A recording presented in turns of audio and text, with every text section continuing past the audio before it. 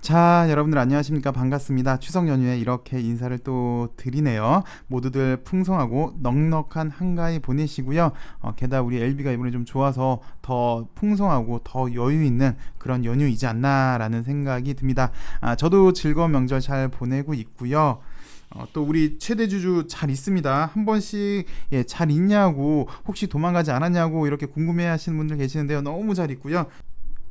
우리 최대주주가 여러분들한테 풍성한 한가위 보내라고 꼭 전해달라고 하네요. 네, 여러분들 모두 넉넉하고 여유 있는 추석 연휴 잘 보내시고요. 오늘 우리 진 회장님 유튜브 방송이 있었습니다. 내용을 살펴볼 텐데요. 이번에 주요한 내용 발표가 있었죠. 회사의 가치와 직접적으로 연관되는 데이터 발표가 있었는데요. 그냥 뉴스 형태로 보는 것보다 아무래도 회사 대표가 직접 설명해주면 더 신뢰도가 높아지는 효과도 있었고요.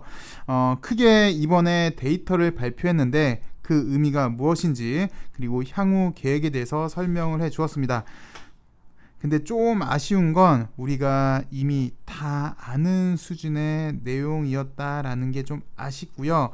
대신 간암치료제 글로벌 3상 성공이 무엇을 의미하는지, 그래서 리보와 LB의 기업 가치는 어떻게 진행될 것인지에 대해서는 4분기에 오프라인 모임에서 얘기를 하겠다라고 발표를 했어요. 그래서 아마도 4분기에 오프라인 모임이 있을 것 같고요. 아마도 뭐 개인적인 생각은 이제 임상 3상이 성공이 됐으니까 그것도 그냥 성공한 것도 아니고 세계 신기록으로 성공을 했으니까 많은 분들이 지금 예상을 좀 하십니다. 적정 주가에 대해서 뭐 시총 20조가 적당하다, 아니다, 시총 50조는 최소한 돼야 된다, 아니다, 세계 최고인데 아바스틴이 지금 몇 조인데, 야 100조는 가야지, 항소가 몇 조까지 찍었는데 라고 벌써부터 이렇게 예측하시는 분도 계시는데요. 원래 사람이 그렇습니다. 불확실성을 상당히 좀 싫어하죠. 그래서 본능적으로 예측을 하는데, 그 주식에 대해서 예측하는 게 기본적으로 크게 보면 두 가지가 있어요. 첫 번째는 기술적 분석이 있겠고요. 두 번째는 기본적 분석이 있겠고요. 그래서 기본적 분석을 할 때 그 적정 주가 대표적인 모형이 이제 EPS의 펄을 곱하는 방식으로 선처를 하는데, 예전에도 설명을 좀 드렸지만 퍼 같은 경우는 대표 업종이 있어야 되는데, 이 신약 개발, 특히 항암에서 신약 개발 회사가 우리나라에 있었어야죠. 처음이잖아요. 그래서 비교가 가능한 게 없습니다. 그래서 아마도 뭐 개인적인 생각은 해외 기업이랑 좀 비교하지 않을까. 근데 또 해외 기업이랑도 비교를 하면은 각 나라마다 상황이, 컨디션이 다 다르잖아요. 산업 구조, 뭐 경제적 수준, 모든 게 다 달라서 이것도 적정한 주가가 산출이 될까는 약간 문제가 있긴 있는데, 아마 모형을 만들어서 거기에 가감치를 좀 만들어서 수정해서 아마 적정 모형을 만들지 않을까 싶습니다. 글쎄 뭐, 그리고 또 이제는 어느 정도 확실하게 LB의 주된 가치, 리보의 가치가 담보가 됐기 때문에, 글쎄 뭐 부동산 하시는 분들은 이렇게 얘기를 하더라고요. 어느 지역에 개발이 되면 맨 처음에 개발 발표가 나고 그때 가격이 한번 이렇게 오르고, 그 다음 뭐 지하철이 뚫린다 그러면 그때 좀 쉬었다가 또 오르고, 그 다음 또 뭐가 뭐 이제 지하철이 뚫리면 또 올라오고, 그 다음 뭐 착공이 되면 또 올라가고, 이렇게 단계별로 올라간다고 하더라고요. 그래서 LB도 보시면 이제 확실히 담보가 된 거잖아요. 야기 가치가 담보가 됐기 때문에 구태와 이제 뭐 부동산에 비교를 한다면 좀 이제 우상향으로 좀 좋게 올라가지 않을까. 그러면서 부동산 같은 경우도 사실 그런 개발 정도도 중요하지만 경기 상황이 중요하잖아요. 경기가 이제 좋으면 더 탄력을 받는 거고, LB 같은 경우는 마찬가지인 것 같습니다. 이렇게 이제 진척 상황이 갈 때마다 좀 올라가지 않을까. 그러면서 경기까지 좀 더 좋다면 좀 더 탄력을 얻지 않을까, 그렇게 생각이 들고요. 내용을 곧장해서 살펴보도록 하겠습니다. 이제 진양곤 대표이사가 나와서 이렇게 얘기를 했는데, 오늘만큼은 추석 명절 연휴에 참으로 기쁜 소식을 전해드리게 되었습니다. 엘레바, 항서, 간암 1차 치료제 글로벌 3상 임상 결과에 대해 말씀드리겠습니다. 저희 임상 결과는 올해 글로벌 제약 바이오 그리고 학회가 가장 주목하는 임상 결과 중 하나이고, 또 이제 에스모 계약 때문에 지금까지 엠바고로 취급됐다. 이미 결과는 초록을 통해서 여러분들이 보셨을 것이고, 오늘은 그 데이터들이 갖는 의미 그리고 향후 방향에 대해서 간단히 설명하도록 하겠습니다. 일단 데이터에 대해서 설명을 해줬는데, 이번에 간암 1차 치료제잖아요. 그리고 뭐 간암 같은 경우는 약 90%가 간세 포함이기 때문에, 그래서 간세 포함은 통상 간암이라고 하는데, 간암 치료제 개발이 어려운 거 여러분들 대충 아시고 있죠? 왜 어렵냐면은 간 기능이 현저히 저하되는 문제가 자주 나타나기 때문에 그래요. 일반적으로 고형암 같은 경우는 항암 효과에 집중해서 개발을 하잖아요. 근데 간암 같은 경우는 간 기능까지 고려해서 개발을 해야 돼요. 그러니까 쉽게 말해서 그래, 간암이 없어졌어요. 간에서 암이 없어졌는데 대신 간이 망가지면 뭐합니까? 예, 그래서 간 기능까지 고려를 해야 되는 거잖아요. 그래서 간암이 그렇게 어려운 건데, 요거 말고 또 간암이 어려운 거는 아직 간암 특이적 바이오마커, 병리적 생태를 알 수 있게 하는 생체 지표가 없어서 바이오마커를 통한 효과적인 치료제 개발도 어렵습니다. 여하튼 이렇게 간암 치료제가 어려운데, 현재로서는 잘 아시다시피 넥사바가 2007년도에 간암 1차 치료제로 시판을 받았고, 이후 이제 렘비바가 비결등성으로 받았고, 그 다음 2020년도 때 아바스틴 티센트릭 병용으로 넥사바 대비 높은 생존 기간 달성해서 현재는 아바스틴 티센트릭이 치료제 점유율을 높여가고 있죠. 얘네들이 여태까지 천존하는 최고 치료제였고요. 그러면 여기서 의문 하나, 왜 LB는 간암 치료제가 어려운데 이 시장을 목표를 했냐? 이상에서 이미 좋은 결과를 보였기 때문에 그렇게 했다고 합니다.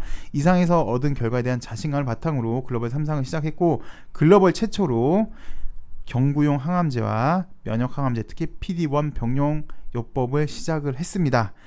그래서 2019년부터 2022년까지 약 만 3년간 비절제성 간세포암 환자 총 543명을 대상으로요 13개국 121개국 병원에서 진행을 되었고, 넥사바를 대조군으로 1:1 무작위 오픈 라벨로 진행이 되었고요. 1차 유효성 지표는 OSPF였었는데 결과 잘 아시죠? 22.1 나왔습니다. 그리고 PFS 중간값 5.6, ORR, DCR도 상당히 좋았고 완전간에 3명도 나왔습니다. 결과 대조군 넥사바 대비 확실한 효능입니다. 확실한 효능 입증했고요.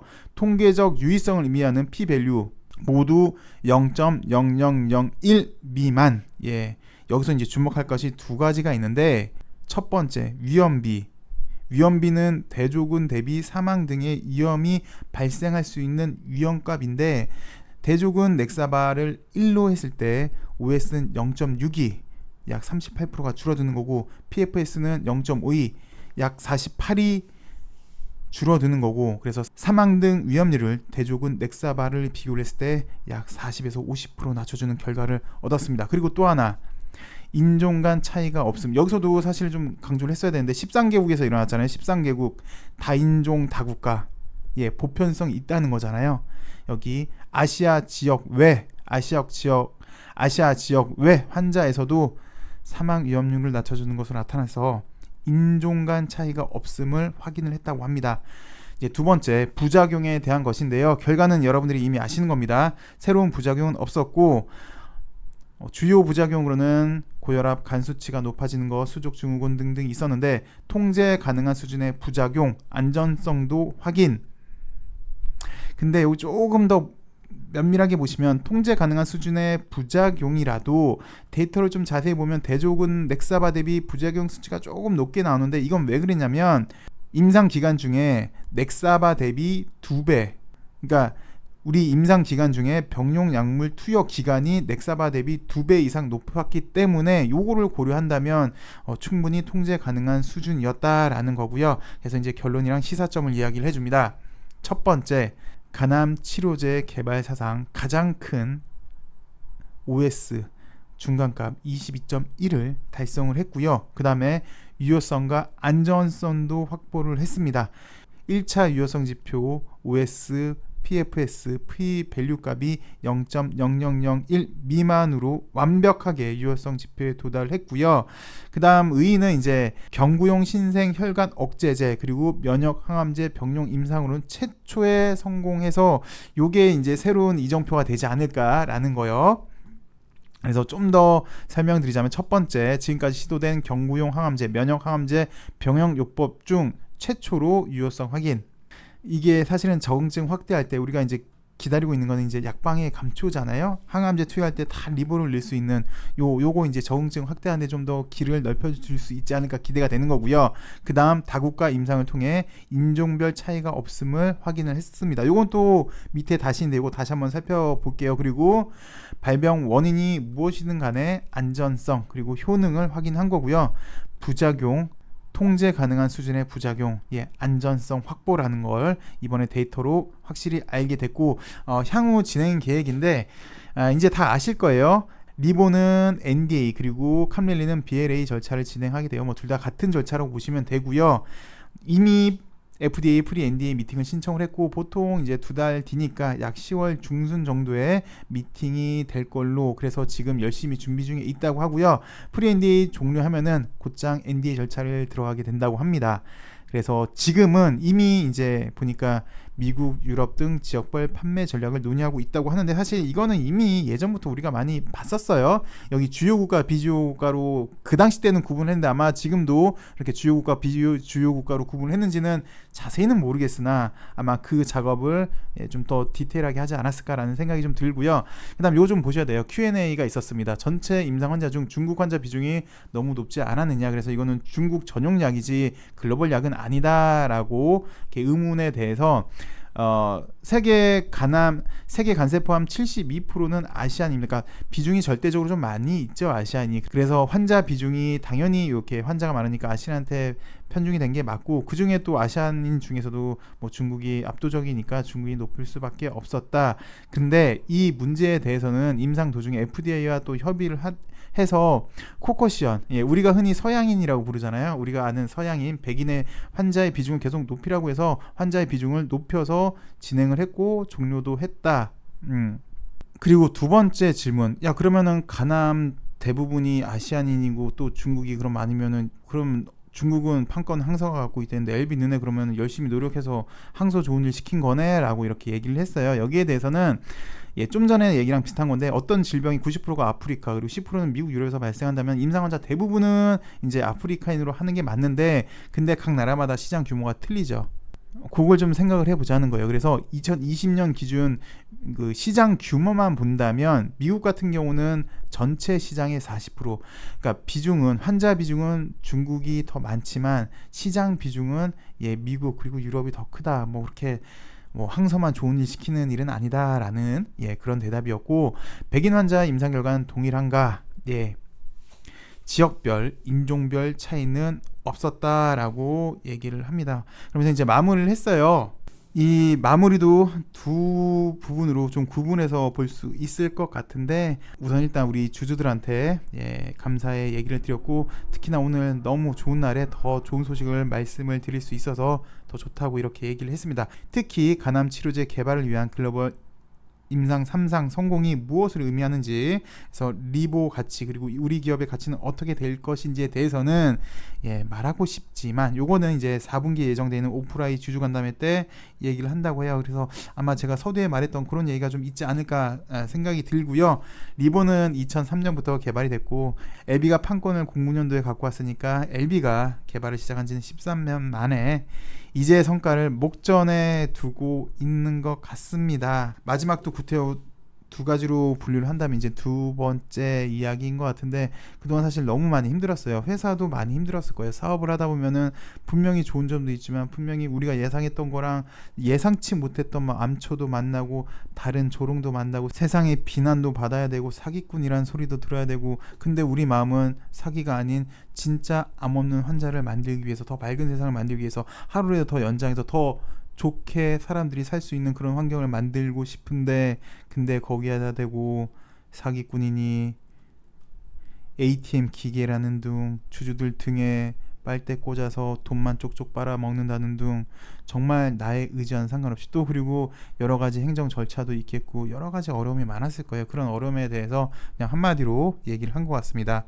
우리는 리보로 암 환자의 고통을 덜어주겠다는 소명 하나로 개발을 열심히 했는데, 이 많은 거를 그럼에도 불구하고 지켜준 임직원들, 과학자들, 그리고 대표보다 더 많은 비난을 받은 우리 주주님들이 있었기에 이 모든 성과가 있지 않았나, 모든 분들한테 감사의 인사를 드리고 싶다라고 하면서 살짝 이게 뭐 감정이 올라오는 그런 순간이 있었죠. 왜냐면 여러분들도 그럴 거고 저도 그랬습니다.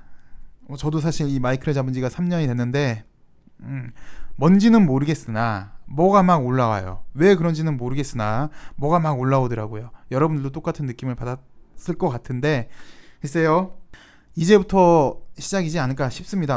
뭐 주가라는 거는 잠시 하락할 수도 있고 또 뭐 기간 조정할 수도 있고 또 오를 수도 있고, 그러니까 여튼 지금은 담보가 됐기 때문에 리보의 효능이 담보가 됐기 때문에 그래서 저는 개인적으로 좀 우상향적으로 많이 보는 그런 입장입니다만, 여지껏 사실 우리가 이런 걸 보고 해왔죠. 주가가 오른 것도 좋지만 더 좋은 세상을 만들기 위해서 열심히 응원하고 노력을 했는데, 우리 주주들도 역시요, 회사를 위해서 광고도 해주고 공매도랑 싸웠고 우리를 폄하하는 그 어떤 사람들이랑도 대신해서 싸웠고 했는데, 글쎄 이제 오늘을 시작으로 이런 편견들이 없고 우리가 그동안 믿었고 가지고 있던 신념이 맞았다는 거, 그래서 세상을 더 밝게 만들 수 있다는 게 입증이 되리라 생각이 됩니다.